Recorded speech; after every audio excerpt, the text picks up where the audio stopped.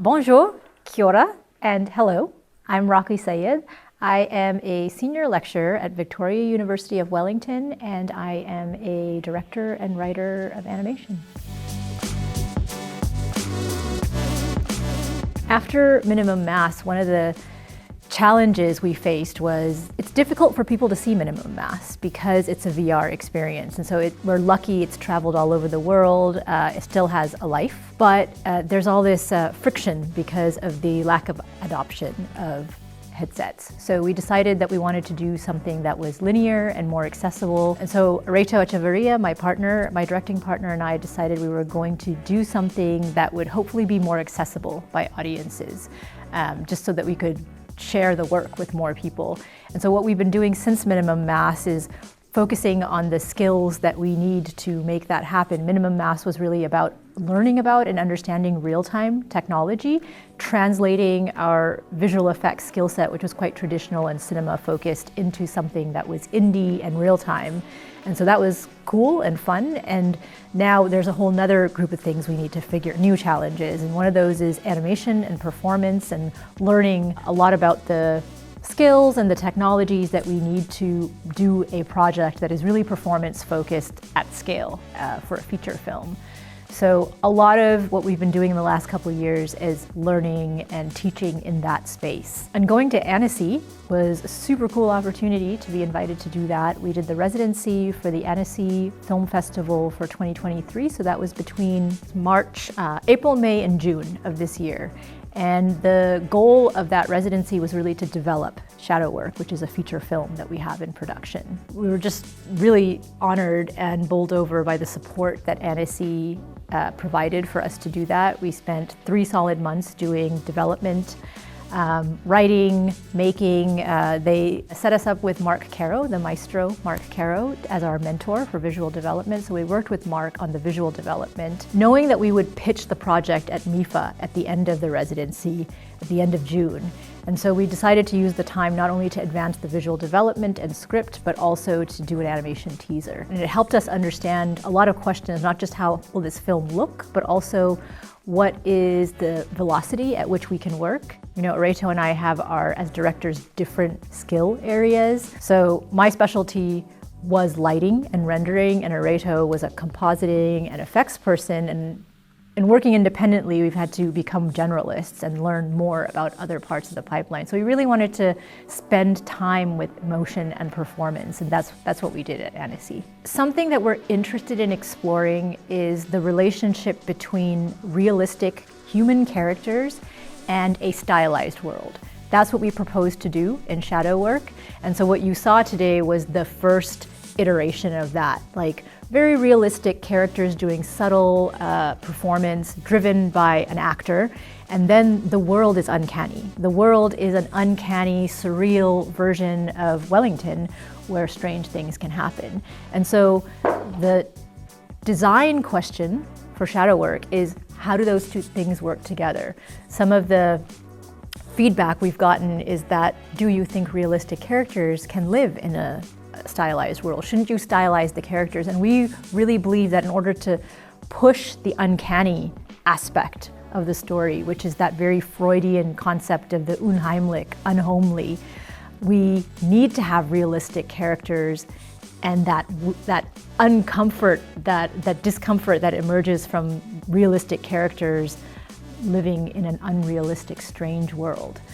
So that's the design challenge, and the thing that we're trying to figure out in a very technical and artistic way is how do those two things live together? The generative AI question is it's so huge right now, but I can tell you that from my experience, Areito and I have been using it a lot on the concepting and visual development for Shadow Work.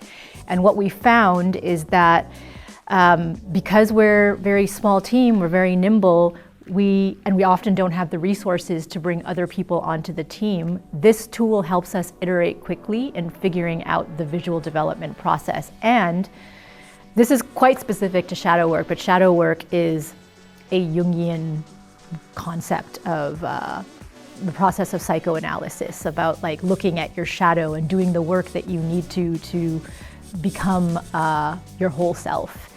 And I kind of see the image making AI and OpenAI, all of the tools as like, it's a kind of Jung in the box in that you can talk to it, you can tell it personal things and use that one-to-one process of weeding through ideas, right? So like with shadow work, we don't want to create like 100 images and then choose the best 10. We want to make thousands of images and choose the best 10 because that process of iteration and working through, like, it's kind of emotional and psychological. And I just think that the generative AI is really useful for that. Having said that, I think what's happened this year with the strikes with the Writers Guild and the Actors Guild has drawn a really important line in the sand, which is that the real value is building stories and writing stories.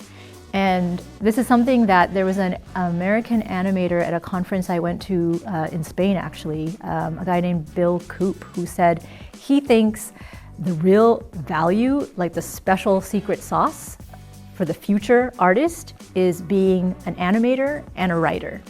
And if you can do both those things, then there's like no limit to the kind of cool stories you can tell. And I agree. I think that that's something that I want to work on with my students, and as an artist, like really those skills is like writing stories, building story worlds, and the technical art and animation, and doing those things from the perspective of an artist, I think is really powerful. So the panel today was about character-driven narratives and working with character-based stories in an increasingly technological landscape. And it was really cool because we had Rob Coleman, who of course is a creative director at ILM. We had Emily Dean, who is a director of Love, Death and Robots, and then myself. And so I think what was interesting about the conversation was something that excites me about animation, which is as a medium, you can be working at many different scales and employing the same technologies to achieve very different results. So, right? So you have ILM, you have Weta effects,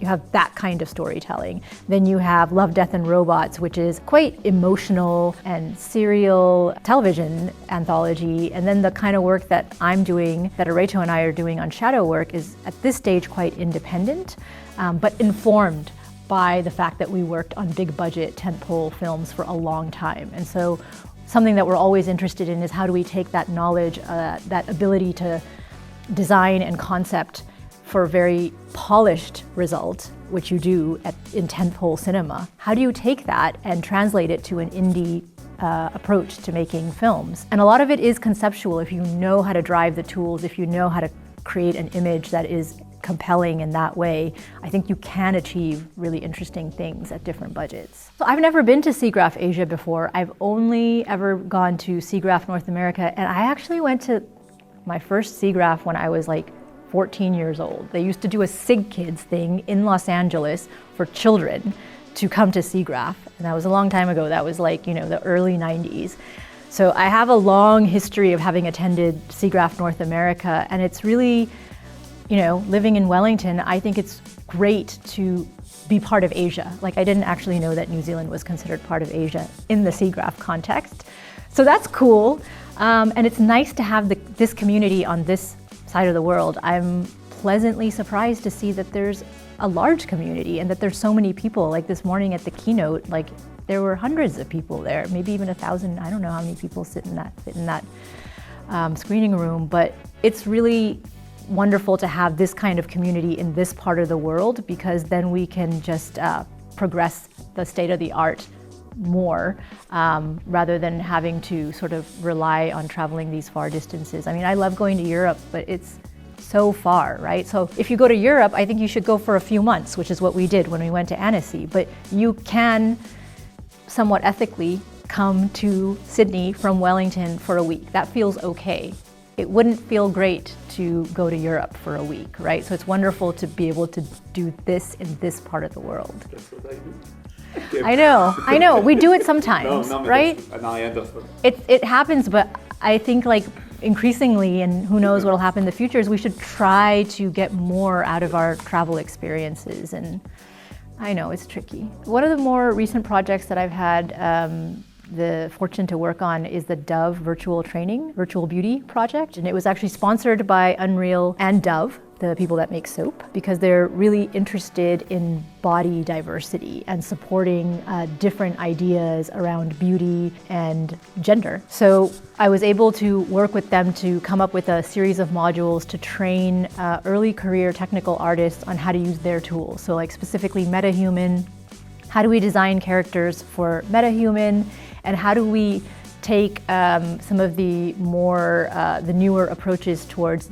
diversity, equity, and inclusion, things like talking about shaders and lighting and rendering, things that we know, technologies that we now know have bias in them. How do we understand those technologies and repurpose them when we're designing diverse characters? I mean, something that early on, a few years ago, when digital humans were becoming more accessible, was a real problem, was that most digital human technology that you would see through rendering software was really based on Caucasian skin. And a lot of the shading work that has basic research that's been done is also based on Caucasian skin. So if we want to make characters with dark skin, black skin, brown skin, how do we do that? How do we use this technology to get accurate results and more diverse characters to tell all kinds of stories? So that's what the Dove Virtual Beauty Project was about, and it was fun. When I first started teaching lighting and rendering at Victoria University, you know, I teach lighting, I don't teach modeling, I don't teach all these other things. How do we create good assets? So we would go to the marketplace, we would download digital humans, and then I would teach students how to light them, and the results were pretty mediocre in that they learned how to light, but they didn't create beautiful and interesting portfolio pieces. And then once we started creating digital humans in our own likeness, and this is really what the Dove Virtual Beauty Training was about too, is the idea of memoir and autobiography, designing from the inside out. When you center yourself as a storyteller and you build the story world from that experiential perspective, not only is it more equitable because you're speaking from your own perspective, you're not enacting onto another, but you just take more care. That's what I found with the students, is when it's their story, their likeness, there's a kind of care that they take in how they not just like create and model these characters, but the narrative world that they build around them, and something really wonderful happens. So at the end of the day, it's like it's a win-win situation, this approach in my teaching with my students, that they learn, they make beautiful things, and they also tell really good stories, which is what we really want. I co-authored a paper with Ted Kim, and he has done a lot of amazing work, and he's a really great advocate for looking at the science and the basic research. I think we're making progress, absolutely. Do I think we're there? No. I don't know how much longer we have to go, but I think that that was just the tip of the iceberg, right? So something that Ted advocated for was that we need to break the barrier specifically for technical papers at SIGGRAPH. The paper that we published was a SIGGRAPH talk, and it was a short paper. And what needs to happen now is that the SIGGRAPH community should open themselves up to accepting technical papers, which is like the high bar for a conference like SIGGRAPH in this area of research. So I would love to see that happen. And I also feel like we can have more kinds of conversations. So you mentioned race, class, and gender, and I think we haven't really talked enough about class. Call it socialism, call it Marxism, but labor organization within visual effects and animation. All of these things will bring about more equity for workers as well, I believe.